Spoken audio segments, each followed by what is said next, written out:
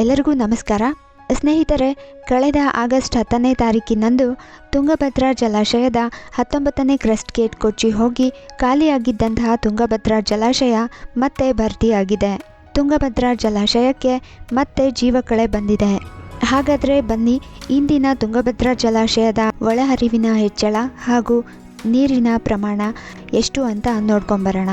ಸ್ನೇಹಿತರೆ, ಕಳೆದ ಆಗಸ್ಟ್ 10ರಂದು ತುಂಗಭದ್ರಾ ಜಲಾಶಯದ 19ನೇ ಕ್ರಸ್ಟ್ ಗೇಟ್ ಕೊಚ್ಚಿ ಹೋದ ನಂತರ ಸುಮಾರು 30 TMCಗೂ ಹೆಚ್ಚು ನೀರು ಹರಿದು ಹೋಗಿತ್ತು.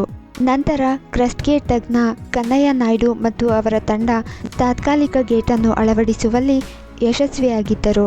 ತಾತ್ಕಾಲಿಕ ಗೇಟನ್ನು ಅಳವಡಿಸಿದ ನಂತರ ಆಗಸ್ಟ್ 17ರಂದು ಸರಿಸುಮಾರು 71 TMCಯಷ್ಟು ನೀರು ತುಂಗಭದ್ರಾ ಜಲಾಶಯದಲ್ಲಿ ಸಂಗ್ರಹಣೆಯಾಗಿತ್ತು. ಹಾಗಾಗಿ ಅಲ್ಲಿನ ಜನರು ಮತ್ತು ರೈತರು ಮತ್ತೆ ತುಂಗಭದ್ರಾ ಜಲಾಶಯ ಭರ್ತಿ ಆಗುತ್ತೋ ಇಲ್ವೋ ಎಂಬ ಆತಂಕದಲ್ಲಿದ್ದರು.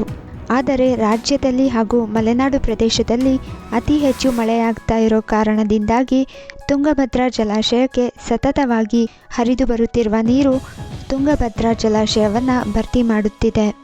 105 TMCಯಷ್ಟು ಶೇಖರಣಾ ಸಾಮರ್ಥ್ಯವನ್ನು ಹೊಂದಿರುವ ತುಂಗಭದ್ರಾ ಜಲಾಶಯದ ನೀರಿನ ಸಾಮರ್ಥ್ಯ ದಿನದಿಂದ ದಿನಕ್ಕೆ ಏರಿಕೆಯಾಗುತ್ತಿದ್ದು, ತುಂಗಭದ್ರಾ ಜಲಾಶಯದ ಇಂದಿನ ಒಳಹರಿವು 34,983 ಕ್ಯೂಸೆಕ್ ಆಗಿದೆ ಹಾಗೂ ಪ್ರಸ್ತುತ ನೀರಿನ ಮಟ್ಟ 94.55 TMCಯಷ್ಟು ನೀರು ಸಂಗ್ರಹವಾಗಿದೆ. ಕೊಚ್ಚಿ ಹೋಗಿದ್ದಂತಹ ಗೇಟನ್ನು ಬಂದ್ ಮಾಡಿದ ನಂತರ 23 TMCಯಷ್ಟು ನೀರು ಸಂಗ್ರಹಣೆಯಾಗಿದೆ. ಇದರಿಂದ ಖಾಲಿಯಾಗಿದ್ದ ತುಂಗಭದ್ರಾ ಜಲಾಶಯ ಮತ್ತೆ ಭರ್ತಿಯಾಗಿದೆ. ಹಾಗಾಗಿ ಜನರಲ್ಲಿ ಸಂತೋಷ ಹೆಚ್ಚಾಗಿದೆ. ಸ್ನೇಹಿತರೆ, ಇದಿಷ್ಟು ತುಂಗಭದ್ರಾ ಜಲಾಶಯದ ಇಂದಿನ ನೀರಿನ ಪ್ರಮಾಣ ಮತ್ತು ಒಳಹರಿವಿನ ಬಗ್ಗೆ ಒಂದಷ್ಟು ಮಾಹಿತಿ ಆಗಿತ್ತು.